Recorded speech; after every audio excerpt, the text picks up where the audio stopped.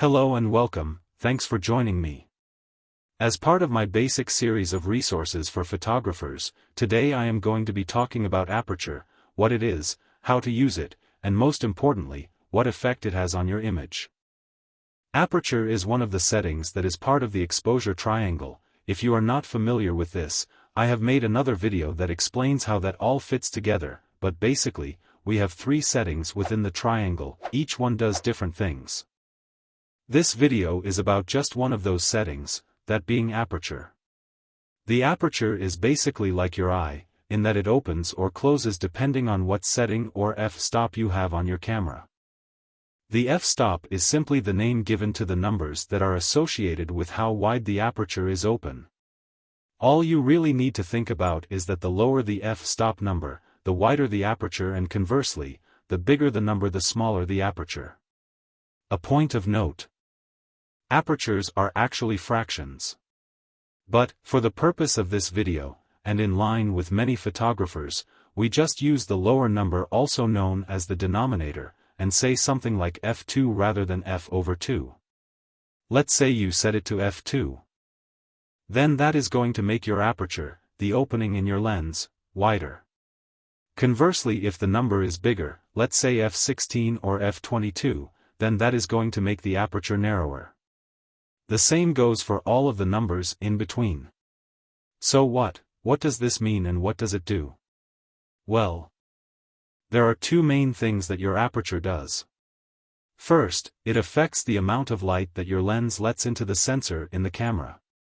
So, on a basic level, if you open the aperture really wide, remember that will be a smaller number, then more light will flood into the sensor, which means a brighter image, or more exposure as photographers call it.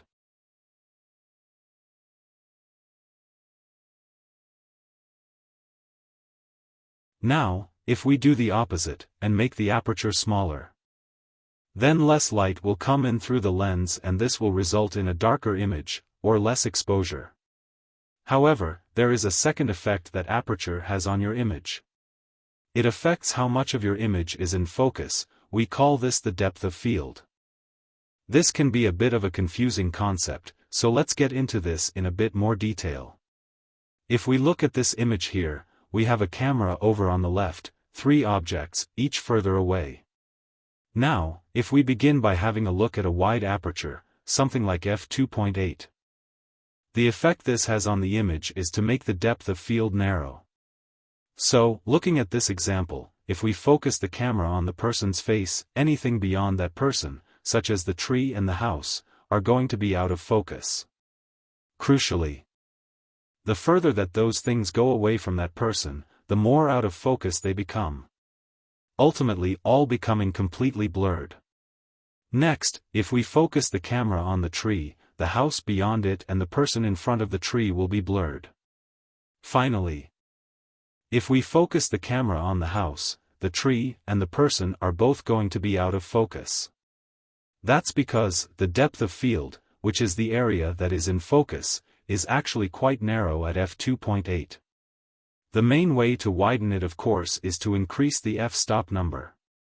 So, let's say we move it up to f16 or f22, the first effect is that we have much less light going into the camera, so that reduces the amount of exposure. In addition to exposure, it will also open up the depth of field. So, in this case, let's say we're at f22 and we now focus on the person.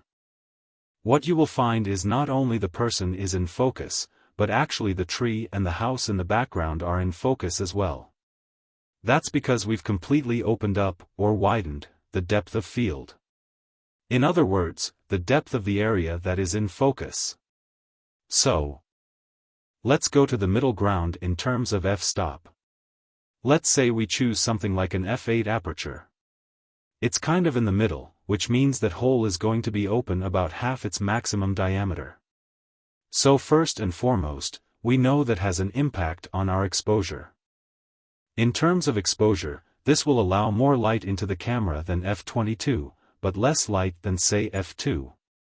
The second effect, don't forget, is how much of the image is in focus, from front to back. So, f8 gives a much deeper depth of field than f2.8, but it gives a narrower one than f22. Basically, you have a linear connection, from the widest aperture through to the smallest. As you reduce the aperture, the depth of focus, the amount of the image in focus from front to back, increases. Remember though, these areas of focus can be any distance from your camera. It depends on where you focus within the image. Don't worry too much about the f-stop numbers. For me, I simply add more or less light or more or less depth of field. Depending on what I want the final picture to look like, this realization, not worrying about the numbers, was a game changer for me. So, you hopefully have got the basics. Wider aperture equals more light but less depth of field. Whereas smaller aperture equals less light but more depth of field. So, let's look at a real example. Here I have a photograph that I took of a bride's hand at her wedding. Now, you can see, this is a narrow depth of field. I think this was around f2. The small models and the bride's finger are in focus, but if you look at the bracelet, you can see that it starts to get out of focus, and things become more out of focus the further away from the camera the objects are. If you look behind the two little models, that background is probably 10 or 15 feet away, and it is a complete blur, because it is so much farther away from the point of focus. What I wanted was an image of the finger touching the models. So, I used a narrow depth of field, f2 in this case, and got this wonderful shot. Remember, did it have to be f2? Not necessarily, it could have been f2.8, even f4. I made this shot knowing I wanted a shallow depth of field. Given the narrow nature of the two models, I was able to go all the way down to f2, and maximize the blurred background. So, to conclude, here are my key takeaways. 1. Just think, do I want more or less depth of field, and change your aperture accordingly. 2. A shallower depth of field created by opening the aperture will also result in more light hitting the sensor, and vice versa. 3. Think of your aperture as a fluid scale, simply move up or down as required, don't get too hung up on the f numbers. Thanks for watching, please like and subscribe.